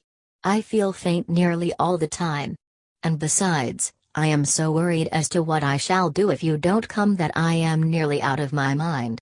Clyde, I know that you don't care for me any more like you did and that you are wishing things could be different. And yet, what am I to do? I know you'll say that it has all been as much my fault as yours. And the world, if it knew, might think so, too.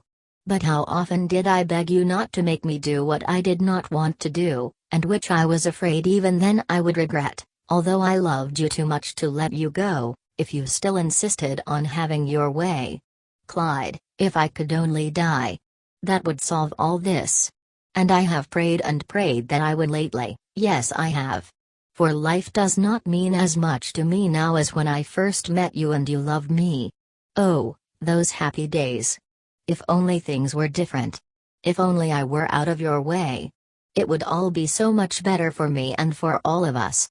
But I can't now, Clyde, without a penny and no way to save the name of our child, except this. Yet if it weren't for the terrible pain and disgrace it would bring to my mother and father and all my family, I would be willing to end it all in another way. I truly would.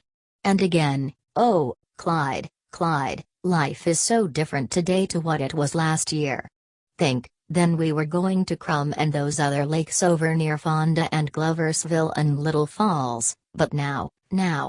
Only just now some boy and girl friends of Tom's and Emily's came by to get them to go after strawberries, and when I saw them go and knew I couldn't, and that I couldn't be like that any more ever, I cried and cried, ever so long. And finally, I have been bidding goodbye to some places today. There are so many nooks, dear, and all of them so dear to me.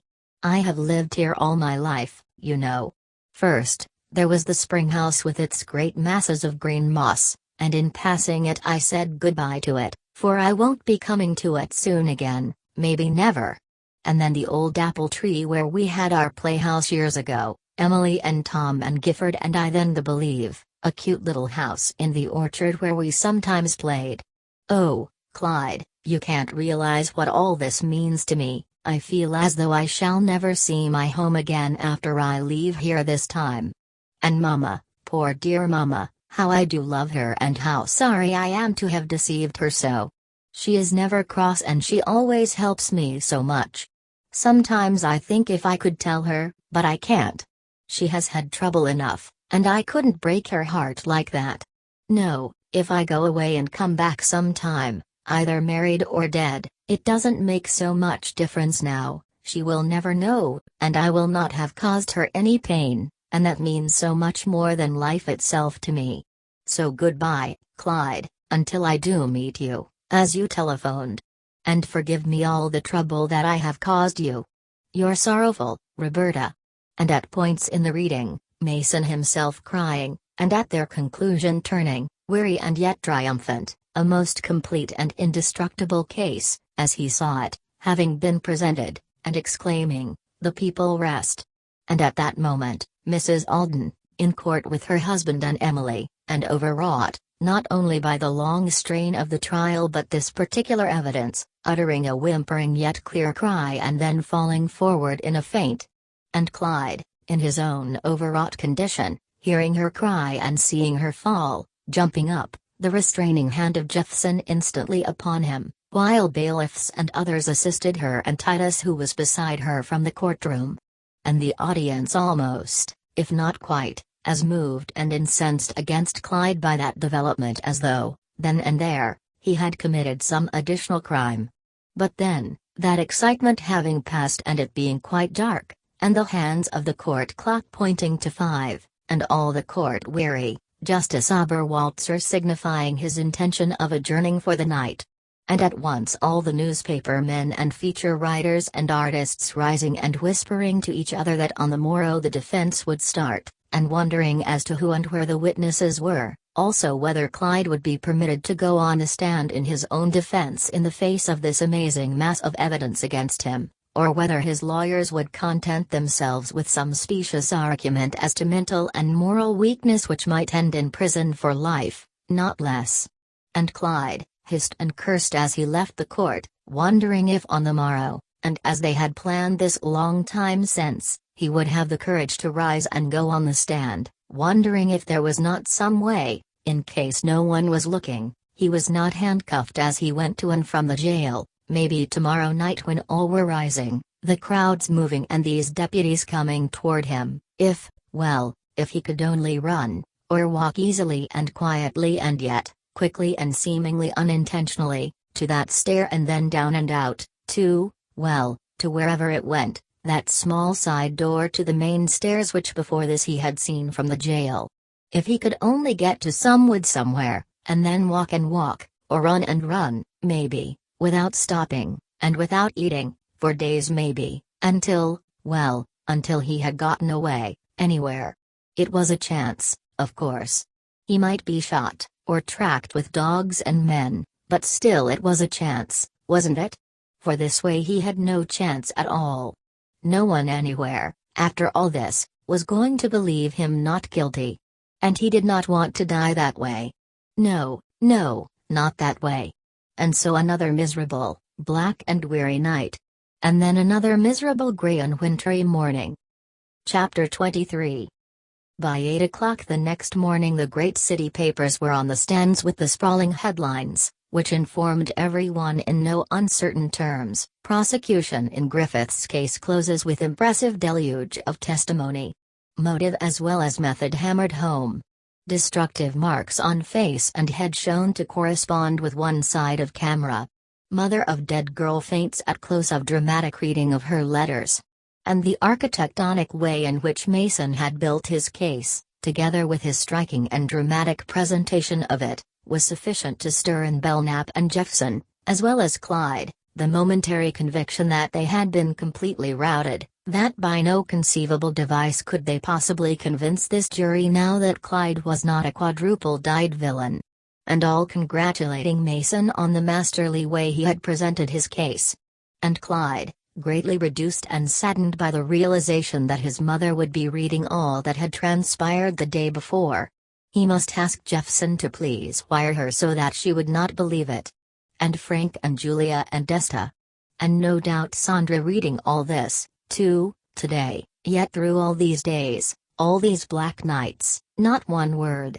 A reference now and then in the papers to a Miss X, but at no time a single correct picture of her. That was what a family with money could do for you. And on this very day his defense would begin and he would have to go forward as the only witness of any import. Yet asking himself, how could he? The crowd. Its temper. The nervous strain of its unbelief and hatred by now. And after Belknap was through with him, then Mason. It was all right for Belknap and Jeffson. They were in no danger of being tortured, as he was certain of being tortured. Yet in the face of all this, and after an hour spent with Jeffson and Belknap in his cell, finding himself back in the courtroom, under the persistent gaze of this nondescript jury and the tensely interested audience.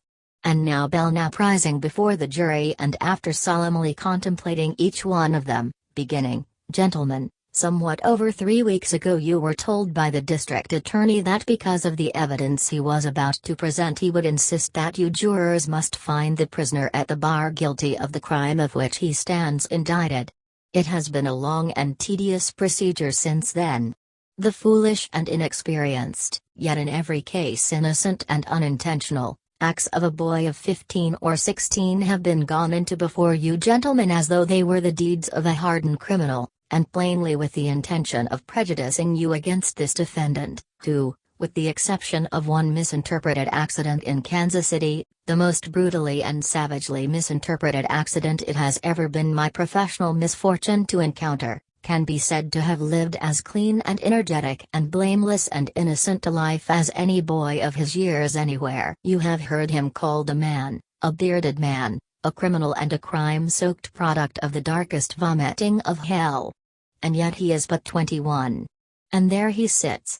And I venture to say that if by some magic of the spoken word I could at this moment strip from your eye the substance of all the cruel thoughts and emotions which have been attributed to him by a clamorous and mistaken, and I might say, if I had not been warned not to do so, politically biased prosecution, you could no more see him in the light that you do than you could rise out of that box and fly through those windows.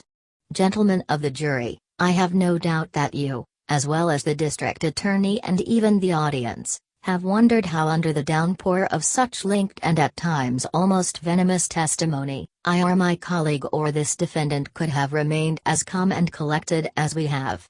And here he waved with grave ceremoniousness in the direction of his partner, who was still waiting his own hour, yet, as you have seen, we have not only maintained but enjoyed the serenity of those who not only feel but know that they have the right and just end of any legal contest. You recall, of course, the words of the Avon bard, "Thrice armed is he who hath his quarrel just." In fact, we know, as the prosecution in this case unfortunately does not, the peculiarly strange and unexpected circumstances by which this dramatic and most unfortunate death came about. And before we are through you shall see for yourselves.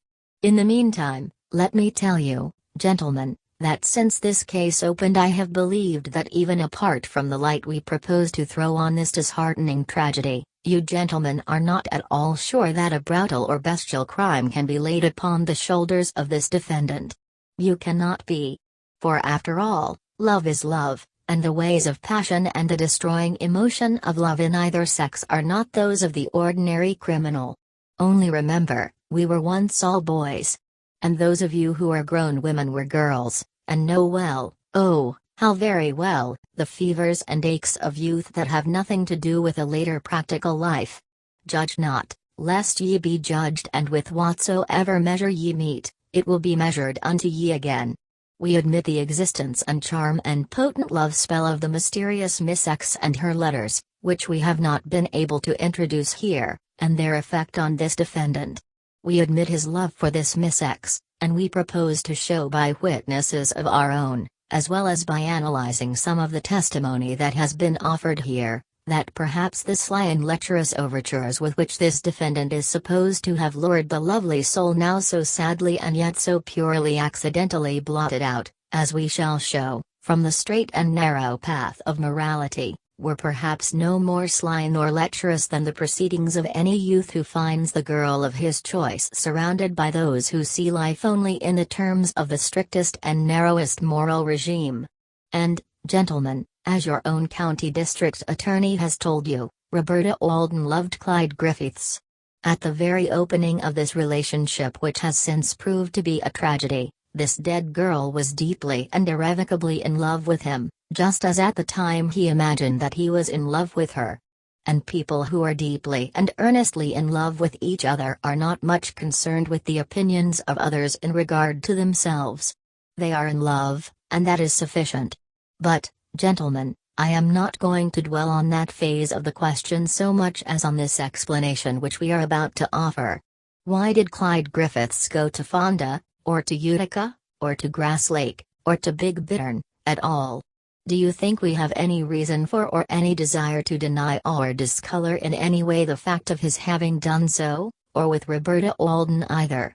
Or why, after the suddenness and seeming strangeness and mystery of her death, he should have chosen to walk away as he did?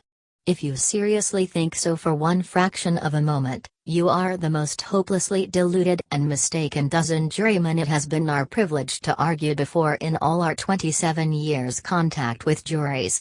Gentlemen, I have said to you that Clyde Griffiths is not guilty, and he is not. You may think, perhaps, that we ourselves must be believing in his guilt. But you are wrong. The peculiarity, the strangeness of life, is such that oftentimes a man may be accused of something that he did not do, and yet every circumstance surrounding him at the time seemed to indicate that he did do it.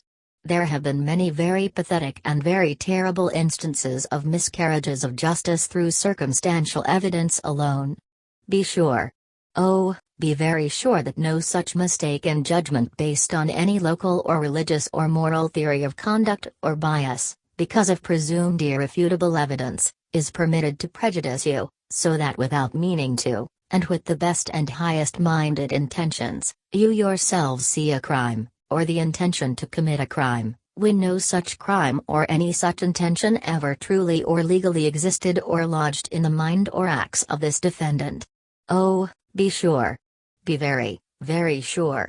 And here he paused to rest and seemed to give himself over to deep and even melancholy thought, while Clyde, heartened by this shrewd and defiant beginning, was inclined to take more courage. But now Belknap was talking again, and he must listen, not lose a word of all this that was so heartening. When Roberta Alden's body was taken out of the water at Big Bittern, gentlemen, it was examined by a physician. He declared at the time that the girl had been drowned. He will be here and testify, and the defendant shall have the benefit of that testimony, and you must render it to him. You were told by the district attorney that Roberta Alden and Clyde Griffiths were engaged to be married, and that she left her home at Bilt's and went forth with him on July 6 last on her wedding journey. Now, gentlemen, it is so easy to slightly distort a certain set of circumstances. "Were engaged to be married" was how the district attorney emphasized the incidents leading up to the departure on July 6. As a matter of fact, not one iota of any direct evidence exists which shows that Clyde Griffiths was ever formally engaged to Roberta Alden, or that, except for some passages in her letters, he agreed to marry her. And those passages, gentlemen, plainly indicate that it was only under the stress of moral and material worry, due to her condition, for which he was responsible, of course, but which, nevertheless, was with the consent of both, a boy of 21 and a girl of 23, that he agreed to marry her. Is that, I ask you, an open and proper engagement, the kind of an engagement you think of when you think of one at all? Mind you, I am not seeking to flout or belittle or reflect in any way on this poor, dead girl. I am simply stating, as a matter of fact and of law, that this boy was not formally engaged to this dead girl. He had not given her his word beforehand that he would marry her. Never. There is no proof. You must give him the benefit of that. And only because of her condition, for which we admit he was responsible, he came forward with an agreement to marry her, in case, and here he paused and rested on the phrase, she was not willing to release him. And since she was not willing to release him, as her various letters read here show, that agreement, on pain of a public exposure in Lycurgus, becomes, in the eyes and words of the district attorney, an engagement, and not only that but a sacred engagement which no one but a scoundrel and a thief and a murderer would attempt to sever. But, gentlemen, many engagements, more open and sacred in the eyes of the law and of religion, have been broken.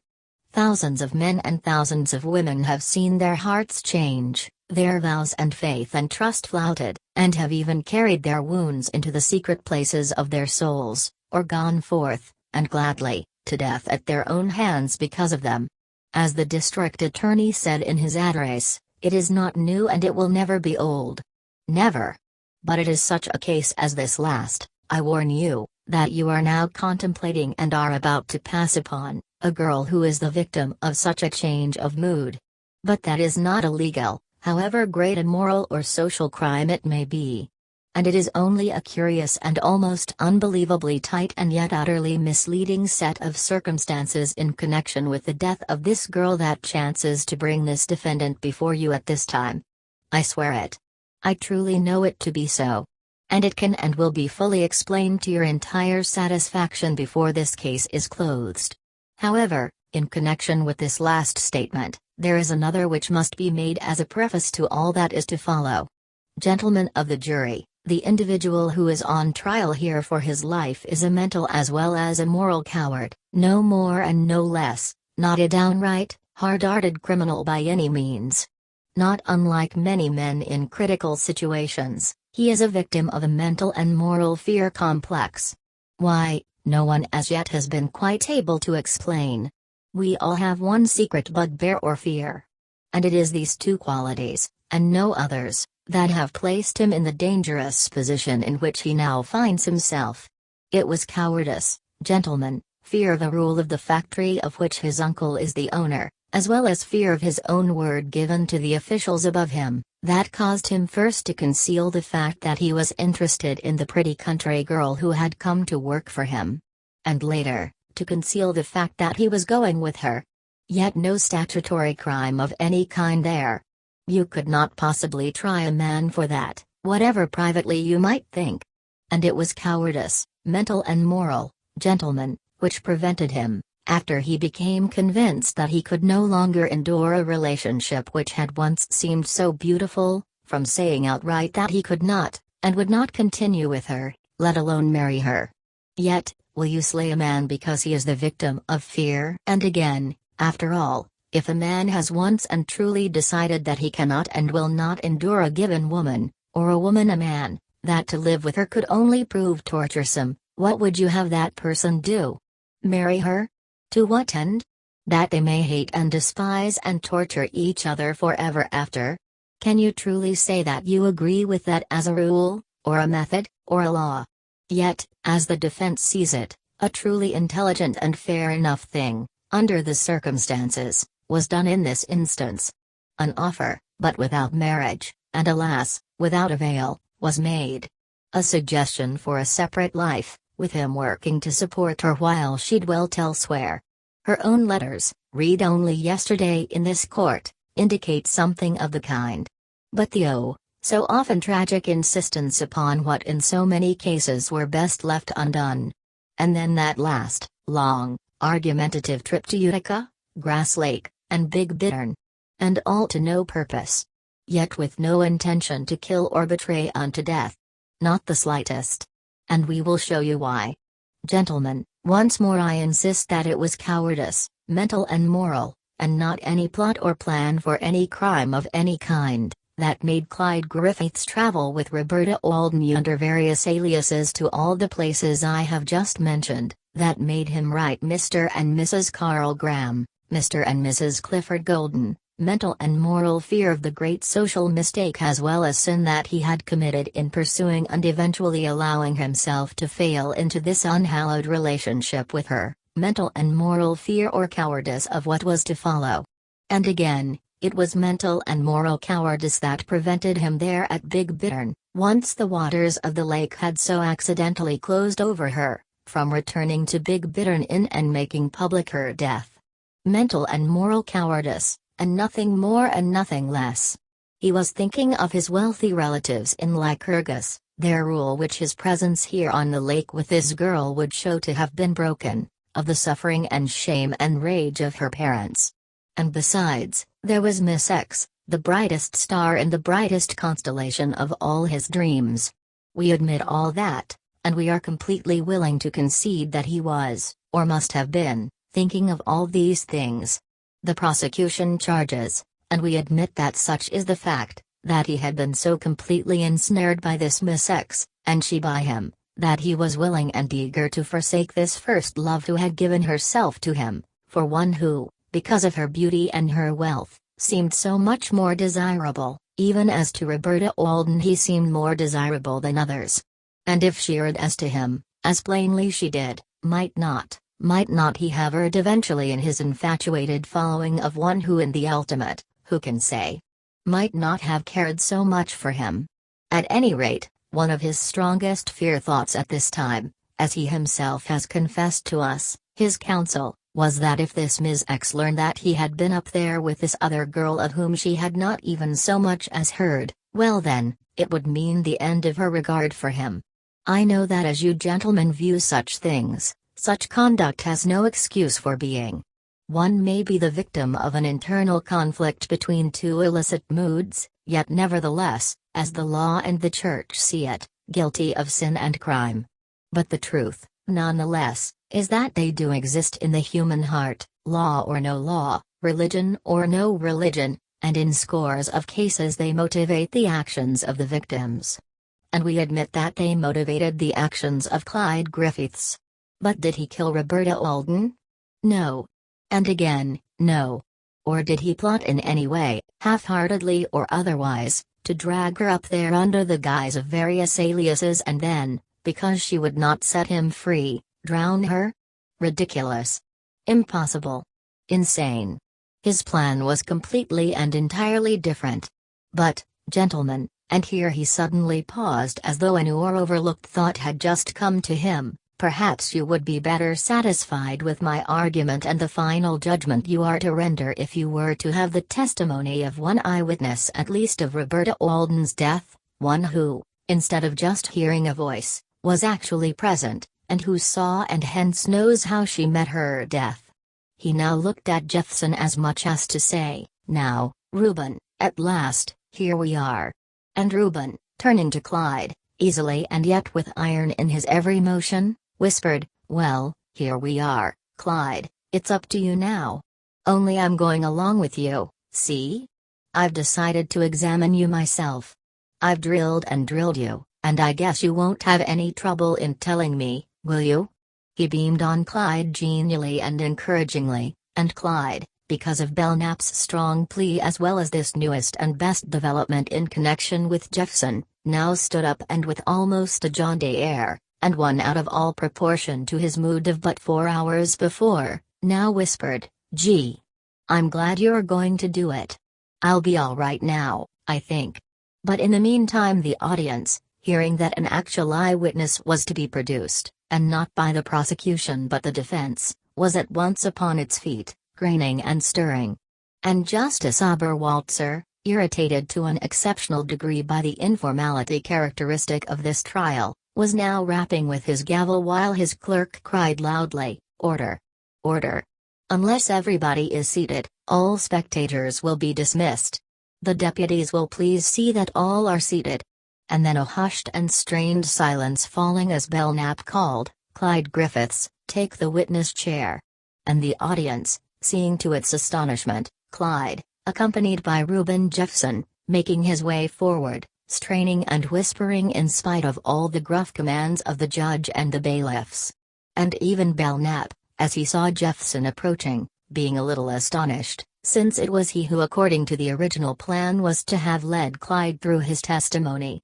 But now Jeffson drawing near to him as Clyde was being seated and sworn, merely whispered, "Leave him to me, Alvin, I think it's best. He looks a little too strained and shaky to suit me, but I feel sure I can pull him through." And then the audience noting the change and whispering in regard to it. And Clyde, his large nervous eyes turning here and there, thinking, "Well, I'm on the witness stand at last. And now everybody's watching me, of course. I must look very calm, like I didn't care so very much, because I didn't really kill her. That's right, I didn't." Yet his skin blue and the lids of his eyes red and puffy and his hands trembling slightly in spite of himself.